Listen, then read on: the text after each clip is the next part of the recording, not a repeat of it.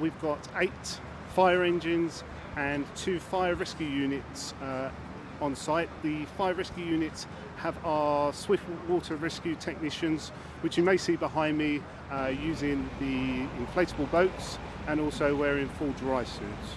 We've also got one of our high volume pumps in attendance, and currently they're pumping out approximately about 3,500 litres of water. We've escorted approximately around about 20 members of the public from their basement flats up onto the first floor, and using the inflatable boats we've helped remove from site 3 adults and a child up to the Swiss Cottage Sports Centre, which has been set up as a rest centre by the local authority.